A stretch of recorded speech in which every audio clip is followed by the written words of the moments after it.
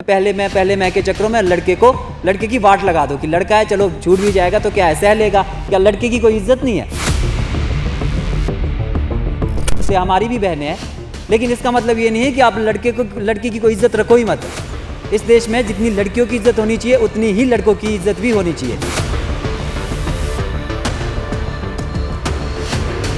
जो हमारा लॉस हुआ है वो कौन भरेगा, वो सरकार हमें बताए। और हमारे लिए सरकार के पास अब क्या न्याय है, हम ये उनसे जानना चाहते हैं। तस्वीरों को देखकर अपने आप को दोषी समझते, तो उस समय आपका माहौल घर का क्या था? मैम उस टाइम मैं खुद अपनी फ़ोटो देख के शॉक हो गया था। फिर मैंने घर वालों को भी बताया था, वो लोग सब बहुत ज़्यादा परेशान हो गए थे। इसलिए मैं पुलिस स्टेशन गया था अपनी रिपोर्ट लिखाने, पर वहाँ पे पुलिस ने बिल्कुल लाइटली चीज़ ली। बोलो कोई बात नहीं है, होता रहता है, आप लोग छोटी छोटी बातों का पतंगड़ बना देते हो। कि एक बंदा इतने बड़े केस में फंस रहा है और उसको बोल रहा है कि बहुत छोटी सी बात है। मैं एक इनोसेंट होते हुए मुझे 20 दिन तक जेल में रहना पड़ा है। क्या ना तो पुलिस ने कोई कोऑपरेट किया और ना ही सरकार ने कोई कोऑपरेट किया, ना ही अभी कोई कोऑपरेट कर रहा है। तो जब पुलिस स्टेशन में आप 20 दिन काट कर आए हैं, उस समय पुलिस वालों का व्यवहार आपके साथ किस तरह का रहा? नहीं, पुलिस वालों का, पंजाब पुलिस का व्यवहार काफ़ी अच्छा था। उन्होंने काफ़ी कोऑपरेट किया, उन्होंने मेरे साथ ना कोई टॉर्चर किया, उन्हें सिर्फ नॉर्मल सी पूछताछ की। बाकी उन्हें क्लियर हो चुका था कि इस लड़के का ज़्यादा कुछ रोल इसमें है ही नहीं है।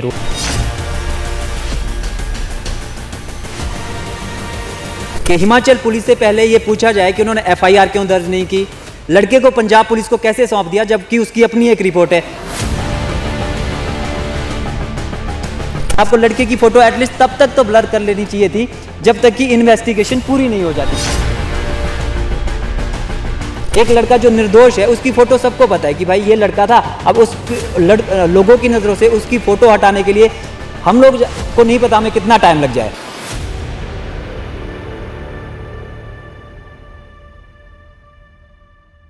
नमस्कार, द समन न्यूज़ हिमाचल देख रहे हैं आप और मैं आपके साथ हिमांशी। चंडीगढ़ यूनिवर्सिटी के एमएमएस मामले में जो है हिमाचल प्रदेश तक कड़ियां जोड़ी गई, जिसमें हिमाचल प्रदेश के रहने वाले रंकज वर्मा का नाम एक आरोपी के रूप में सामने आया। तहकीकात शुरू होने के बाद कोर्ट में जब रंकज वर्मा को ले जाया गया तो आरोपी लड़की ने जो है रंकज वर्मा को पहचानने से साफ इनकार कर दिया और कहा कि मेरी कभी भी इस इंसान से बातचीत ही नहीं हुई। सेना के जवान का नाम जब दोषी के रूप में सामने आया तो उसने भी कोर्ट में ये बात साफ जाहिर करी कि उसने रंकज वर्मा का तस्वीर जो है सिर्फ अपने आप को बचाने के लिए इस्तेमाल की गई। आइए सीधी बात करते हैं रंकज वर्मा से कि उन्हें किन किन कठिनाइयों का जो है सामना करना पड़ा। तो बहुत बहुत स्वागत है आपका रंकज वर्मा जी द समन न्यूज़ में। Thank you so much. तो जब सोशल मीडिया पे आपकी फ़ोटोज़ जो है वायरल होती हुई आपको नज़र आई एक दोषी के रूप में, उस समय का जो आपका रिएक्शन था उस तस्वीरों को देखकर अपने आप को दोषी समझते, तो उस समय आपका माहौल घर का क्या था? मैम उस टाइम मैं खुद अपनी फ़ोटो देख के शॉक हो गया था। फिर मैंने घर वालों को भी बताया था, वो लोग सब बहुत ज़्यादा परेशान हो गए थे। इसलिए मैं पुलिस स्टेशन गया था अपनी रिपोर्ट लिखाने, पर वहाँ पे पुलिस ने बिल्कुल लाइटली चीज़ ली। बोलो कोई बात नहीं है, होता रहता है, आप लोग छोटी छोटी बातों का पतंगड़ बना देते हो, ऐसा कुछ नहीं होता है।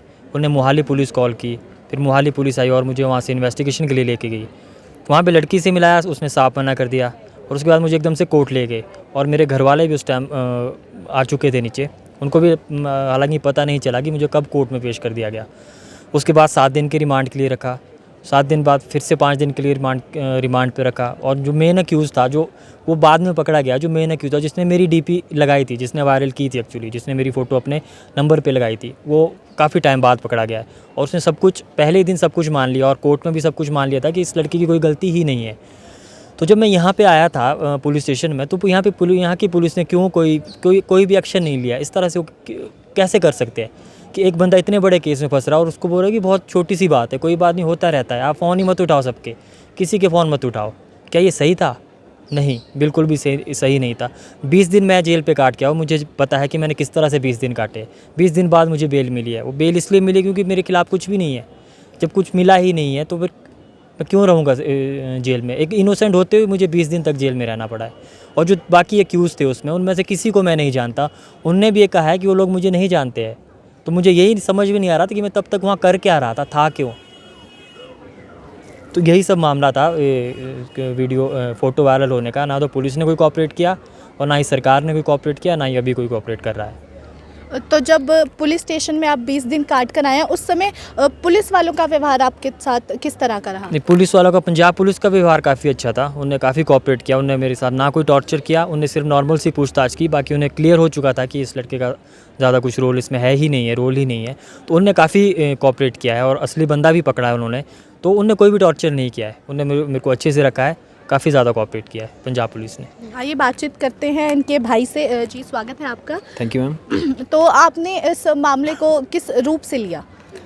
देखिए मैम, इस मामले को पहले तो जब पता चला कि इसकी फ़ोटो वायरल हो रही है, तो पहले तो हम लोग परेशान हो गए कि ये मामला क्या है। फिर मैंने इससे बात की कि क्या है, तो उसने बोला भाई फ़ोटो मेरी लगाई है, नंबर किसी और का है, कोई लड़की है, नाम के चक्कर में पहले मैं के चक्करों में लड़के की वाट लगा दो कि लड़का है, चलो छूट भी जाएगा तो क्या है, सह लेगा। क्या लड़के की कोई इज़्ज़त नहीं है?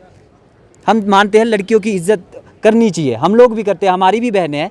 लेकिन इसका मतलब ये नहीं है कि आप लड़के की कोई इज़्ज़त रखो ही मत। इस देश में जितनी लड़कियों की इज़्ज़त होनी चाहिए, उतनी ही लड़कों की इज़्ज़त भी होनी चाहिए। तो जब आपकी फ़ोटोज़ पे गंदे भद्दे कमेंट्स आ रहे थे, उस समय आपने इस चीज़ को मेंटली किस तरह से अपनाया? जब वो सारे कमेंट आ रहे थे, मैं उस टाइम में अंदर जेल में था, तो मुझे इस सब के बारे में ज़्यादा पता नहीं है कि किस तरह के क्या क्या कमेंट कर रहे हैं। लेकिन जब अब मैंने सुना है, जब सब बोल रहे हैं कि किस किस तरह के कमेंट थे, तो मैं खुद परेशान हूँ। अगर मैं ये सारे कमेंट पढ़ता तो पता नहीं क्या होता, पर वहाँ अंदर क्या, जब मैं था बाहर क्या हो रहा था, मुझे कुछ भी पता नहीं था। तो मुझे ये पता नहीं कि किस तरह के कमेंट। अब मुझे पता चला कि बहुत गंदे गंदे कमेंट लोग कर रहे थे, पता नहीं क्यों कर रहे थे, क्या सोच के करते, बिना कुछ जाने, बिना कुछ पहचाने कुछ भी बोल देते हैं जी।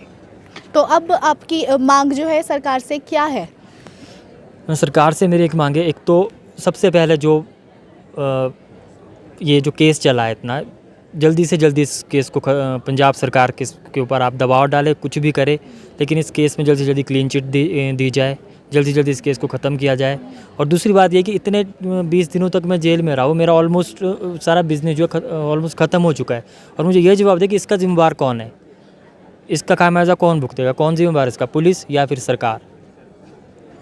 देखिए मैम, जहाँ तक सरकार से मांग की आप बात कह रही है, तो सबसे पहले तो मेरी सरकार से ये मांग है कि हिमाचल पुलिस से पहले ये पूछा जाए कि उन्होंने एफआईआर क्यों दर्ज नहीं की, लड़के को पंजाब पुलिस को कैसे सौंप दिया जबकि उसकी अपनी एक रिपोर्ट है, उस पर इन्वेस्टिगेशन क्यों नहीं की गई, 41A का नोटिस जारी क्यों नहीं किया गया। जब लड़का खुद आपकी इन्वेस्टिगेशन में साथ देने के लिए आगे आया है, तो उसे नोटिस के वो 41A उसके ऊपर लगाया क्यों नहीं गया कि अगर ये दोबारा इन्वेस्टिगेशन के लिए नहीं जाता तब हम मानते, लेकिन उसे डायरेक्ट गिरफ्तार क्यों किया गया।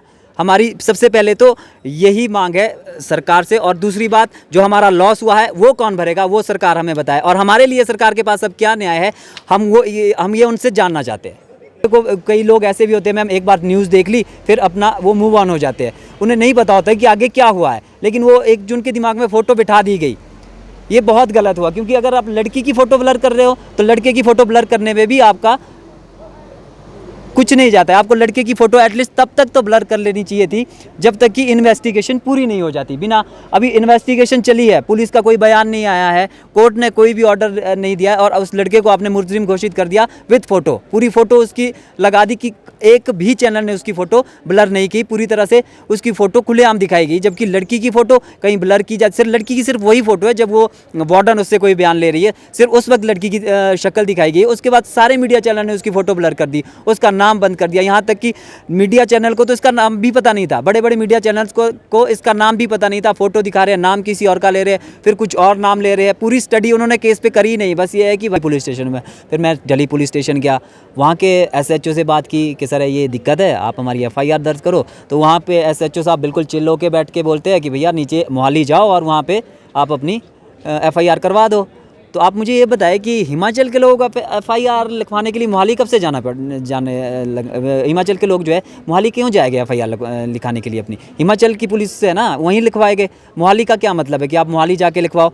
इसका मतलब आप कोई कार्रवाई करना नहीं चाह रहे हो इस पर। उसके बाद उन्होंने एक DDR काटी है 3 बजे, 11-12 बजे हम वहाँ पहुँचे हैं, लगभग 3 बजे उन्होंने DDR की रिपोर्ट काटी है और उस पर भी कोई एक्शन नहीं लिया। क्या आप कि क्या हिमाचल में ऐसी कोई टेक्नोलॉजी नहीं है कि आप उसके फ़ोन चेक करें पहले कि वाकई ये नंबर इसका है या नहीं है, कॉल रिकॉर्ड चेक की जाए कि हुई है या नहीं हुई है इस नंबर पे।